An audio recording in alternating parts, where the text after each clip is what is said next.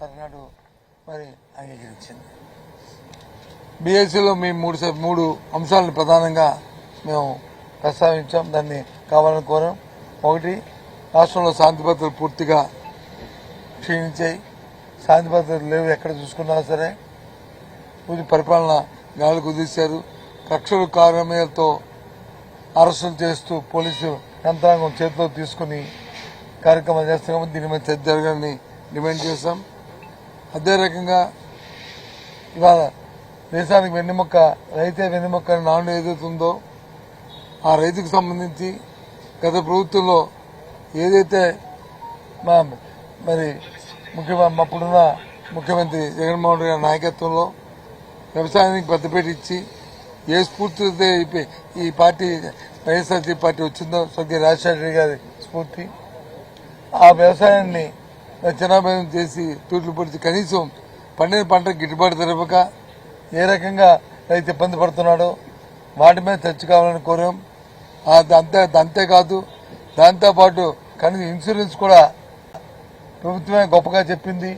మేము ఇన్సూరెన్స్ కడతాము, మా రైతే కొట్టుకోవాలని అని చెప్పి కనీసం ప్రభుత్వం కట్టవలసిన వాటాను కూడా ప్రభుత్వం కట్టక హార్టికల్చర్కి అయితే అసలు తోటలకి మామిడి తోటల కాడికి ఇన్సూరెన్స్ ప్రభుత్వం కట్టవలసిన వాటాను కూడా కట్టట్లేదు.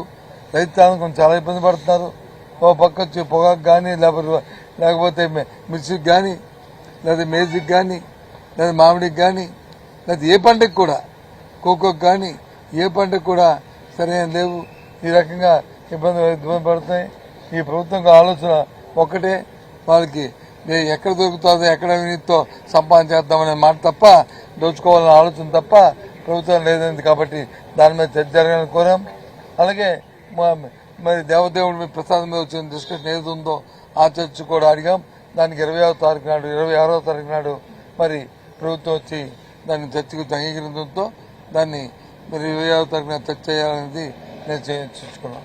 ఆ తదుపరి మరి ప్రభుత్వం తరఫున వచ్చి ఇన్వెస్ట్మెంట్స్, ఎడ్యుకేషన్, ఇరిగేషన్ అని చెప్పారు.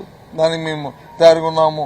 ఆ కార్యక్రమాలు కూడా వాటి మీద కూడా చర్చిద్దామని మేము కూడా దానికి చెప్పాము. వాటి మీద జరుగుతున్న ఏదైతే ఇన్వెస్ట్మెంట్స్ లో మరి భూముల్ని కారు చౌకగా చూసాం. మనం వైజాగ్లో చూసాం ఏ రకంగా చంద్రబాబు నాయుడు కుటుంబ సభ్యులు ఏదైతే యూనివర్సిటీ పేరున గీతం యూనివర్సిటీ పేరున సుమారు 5,000 కోట్ల భూముల్ని ఏ రకంగా దోచుకోవడానికి ప్రయత్నం చేస్తున్నారు.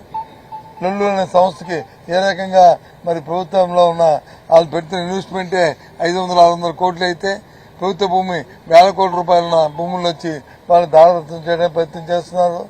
అంతేకాకుండా నిన్న మనం పెట్టిన స్టార్టప్ కంపెనీలకు కూడా మరి ఉచితంగా వాళ్ళు 99 పైసలకి లేకపోతే మరి కారు చౌకగా భూములు ఇచ్చి మరి దోచుకు తింటున్నారు.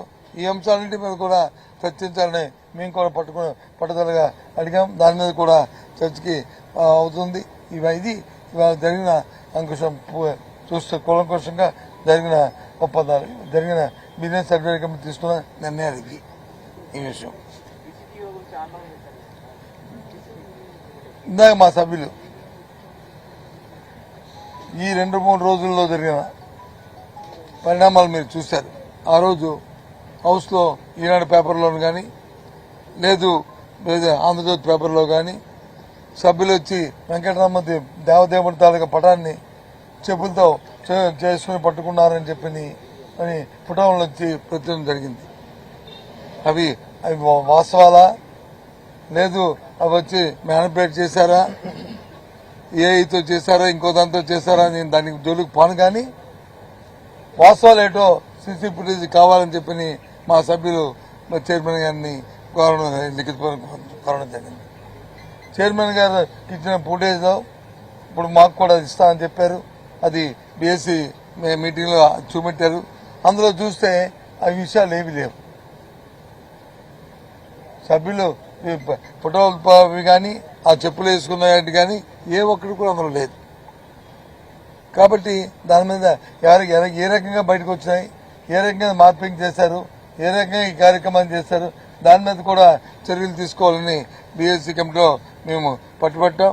మా సభ్యులందరూ అందుకే స్పీకర్ పోడియం దగ్గరికి స్పీకర్ మరి చైర్మన్ గారి రూమ్ దగ్గర వెళ్ళి చైర్మన్ రూమ్ దగ్గరికి వెళ్ళి వీళ్ళందరూ కూడా డిమాండ్ చేయడం కూడా జరిగింది.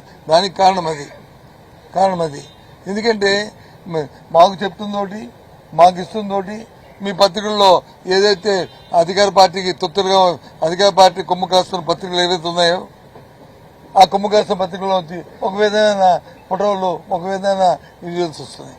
అవి ఏం లేదు ఉన్నది లేనట్టు చూపడానికి ప్రయత్నం చేస్తున్న ఈ నేపథ్యంలో అందుకే ఇంకా ఫైనల్ గా ఇంకా మా సభ్యులందరూ కూడా స్థానం కోల్పోయి వెళ్ళి ఈ డిమాండ్ మాదని చెప్పి వాళ్ళందరూ బాధ్యతంగా వెళ్ళి అక్కడ చేయడం జరిగింది.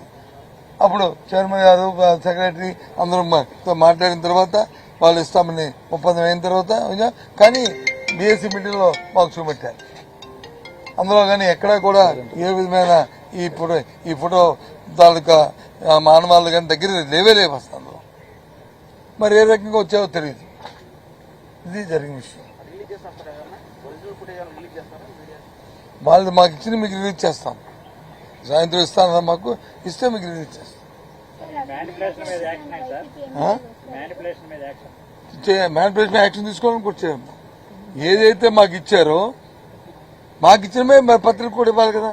లేదా పత్రికలకు ఇస్తే మాకు కూడా ఇవ్వాలి కదా. లేదా అధికార పార్టీకి ఇస్తే మాకు కూడా ఇవ్వాలి కదా. మాకు ఇస్తే అధికార పార్టీకి ఇవ్వాలి కదా.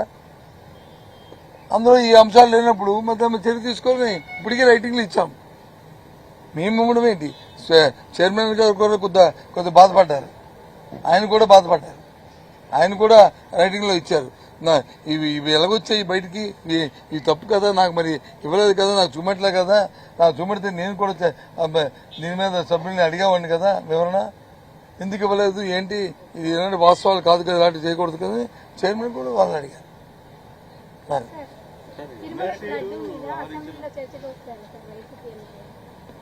తిరుమల లడ్డు మీద 26వ తారీఖు నాడు కౌన్సిల్లో 26వ తారీఖు నాడు కౌన్సిల్లో తెచ్చుందమ్మా. ఏంటంటావు?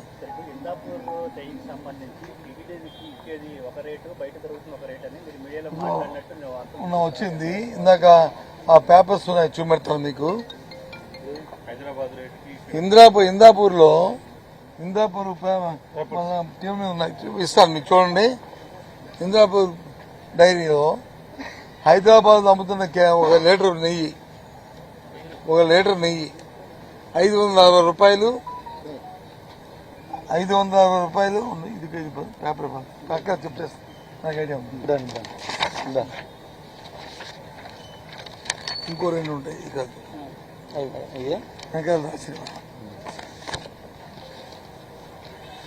560 రూపాయలు ప్లస్ 5% జిఎస్టీ మళ్ళీ రిఫండబుల్. అదే 560 రూపాయలకు వచ్చి అక్కడ ఇస్తూ మరి 658 రూపాయలకు వచ్చి తిరుపతికి వచ్చి సప్లై చేస్తారు హోల్సేల్ గా. ఇది రిటైల్. ఏ సంస్థకి ఇచ్చారు వీళ్ళు? Eat club bakeries private limited. Previous దాని పేరు వచ్చి నోన్ యాజ్ ఏ పంచు hospitality private limited, Saibaba colony. ఇవి కూడా మీకు ఇస్తాను. ఇచ్చిన ఇన్వాయిస్ కూడా మీకు ఇస్తాను. ఇది 500